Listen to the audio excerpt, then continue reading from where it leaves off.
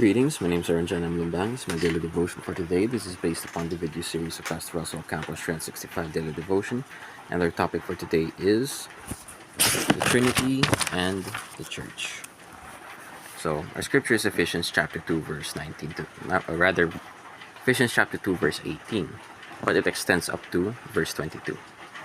For through him we both have access to the Father by one Spirit.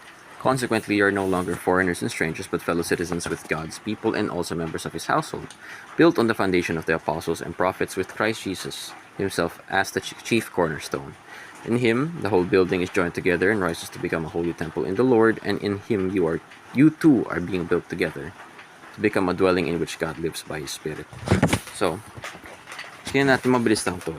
May tatlong teaching dito is the church in the household of God. The church is the new temple in Christ. And lastly, the church is God's residence by the Spirit. The church in the household of God. So we are the temple of God. No? The household of God is not only, yun nangyari dito basically, yung household of God is only limited to the Jews back then. Pero, we are no longer separated by that. Na lahat ng tao, or based from my understanding, lahat ng tao talaga may access na sa Diyos Ama through Jesus Christ. So we are no longer separated by race, we are no longer separated by anything at all, as we are all equally members, or equal tayo, lahat tayo equal na membro ng pamilya ng Panginoon ng Diyos, no? Hindi na tayo mahihiwalay, hindi na tayo maisip natin magkaiba tayong lahat, no? We are all temples of God. We are all children of God, no? So, dito talaga na makikita na sa verse na to, na God, meron talagang intensyon ang Diyos na para palawakin ang kanyang pamilya, para padamihin ang kanyang pamilya, para magkaroon ng access lahat sa kanya, para mapalapit tayong lahat sa Diyos, no? Para mapalapit tayo lahat sa kanya. Then, move on to teaching number 2 na, the church is the new temple in Christ. So, yung original temple na makita natin dito sa verse na to is John chapter 2 verse 21. But he was speaking about the temple of his body, and all who become one. So tama nga yung John chapter 2 verse 21, but he was speaking about the temple of his body, no? So all who become one with Christ, dito na makita na lahat na makiisa, lahat naging isa, who become one with Jesus Christ, they become the dwelling place of God, the temple of God, no? Jesus Christ is the original temple, and through him, through his death, through his resurrection, yung buhay niya, yung pagkamatay niya, yung death, life, death, and resurrection, yun yung naging daan natin para maging isang templo ng God, para magkaroon tayo at magkaroon ng access sa Diyos, mapalapit tayo sa Panginoon, mapalapit tayo sa Diyos, no? So the church is God's residence by the Spirit. Na if you are a believer of Christ, no, in him or through him and the Spirit, you are built by the Spirit, you become a dwelling place for God, no? So, together, this goes hand in hand. Yung Spirit and Jesus Christ. And through Jesus Christ, siya yung pinaka-chief cornerstone. But, we are built by the Spirit. No? So, pinaka-nasasabi dito, parang we're, kagaya ng mga past verses, na alam natin, we're saved. But, it is not complete. We're saved, but we have to be built from the ground up para maging isang templo, maging isang totoong miyembro ng pamilya ng Diyos. Kasi, dun nakikita yung, natin, yung sa pagkatao natin na isa talaga tayong miyembro ng pamilya ng Diyos, no? So, tayo ay pamilya ng Diyos. So, at that point, we are the new temple. Lahat ng miyembro na, kagaya sinabi ko kanina, lahat ng tao na nananampalataya, naniniwala, at naging isa, became one with Jesus Christ. You are counted. Nabibilang na po kayo bilang bahagi na po ng pamilya at bahagi na po ni Jesucristo, bahagi ng templo overall. If you constitute all the members, nagiging bahagi na kayo as the temple of God. But we are all individual temples, but combined, we are temple of God.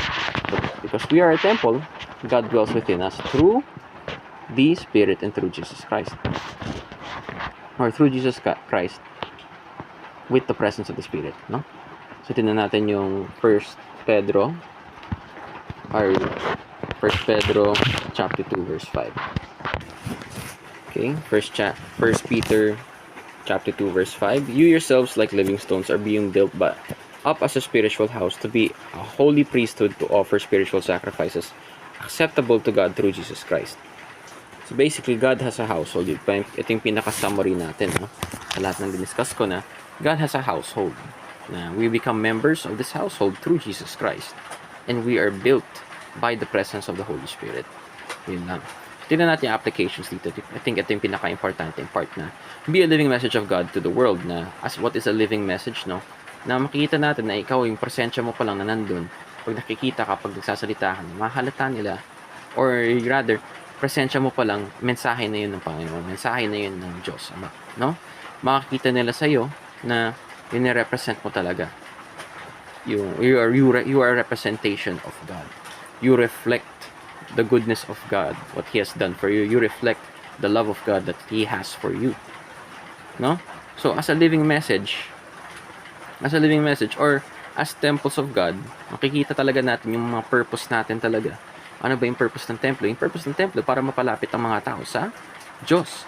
So, in that essence, yun yung building na kailangan nilang pumunta doon para maramdaman yung presensya ng Panginoon, maramdaman yung presensya ng Diyos, no?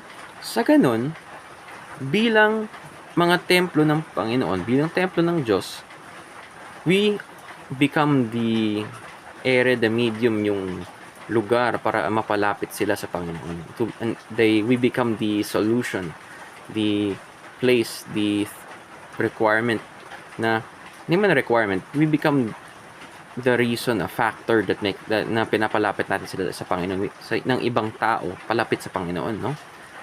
Na tayo nagiging daan through as a message and as an inviting call to call them toward God. Which is why through Jesus Christ, mapapalapit ka sa Diyos, Ama. That also applies to us. As through us, we are able to lead others to Him as well. So, number 2, be a living sacrifice and pleasing to God. So, no more literal temples. Wala nang literal temples, wala nang sacrifices na kailangan pumatay ng sheep or kung ano man, o best sacrifice na parang you have to give, kailangan mong ialay, wala na yun. Yung pinaka-alay na pwede mong mabigay is yourself, your lifestyle, your living, yung entire pagkatao mo. Paano ka nabubuhay, yung presensya mo sa mundo na ikaw yung nagpapakita na ikaw ay isang templo, ikaw ay niligtas, ikaw ay niligtas na nakikita sa sarili natin na na in everything that we do is given to God as a living sacrifice. So yung buong buhay natin, lahat ng ginagawa natin nagiging sacrifice yun sa Diyos. So, lastly, be a living presence of God. So, as temple, no? As expected, pag templo, ano ba yung nandun? Bakit ba pupunta yung mga tao dun? Para mapalapit sa Diyos, dahil nandun yung presensya ng Diyos. As God, so, as temples, dapat nandun yung presensya ni God sa buhay natin. Na nakikita ng tao sa paano tayo magsalita, paano tayo lumakad, paano tayo mabuhay, paano tayo magpakita sa mata ng ibang tao na alalaman nila na niligtas tayo, na we are living temples. There's a presence of God. Nararamdaman nila, no? Nakarapat dapat lamang na naramdaman nila na may presensya dun yung Panginoon sa buhay natin na ibibigay natin, na ikaya natin ibahagi sa ibang tao din. Kung paano tayo minahal ng Panginoon o ng Diyos, kaya rin natin yun ipakita sa ibang tao, no? We become a living presence of God, a living proof, no? Na nakikita talaga ang Diyos sa buhay natin. At through that, at sa ganun, nakikita rin yung pagmamahal ng Diyos na pinapakita sa atin at kaya natin ibahagi sa iba, no? Kaya natin ipakita yon. So, salamat sa pakikinig and mabuhay.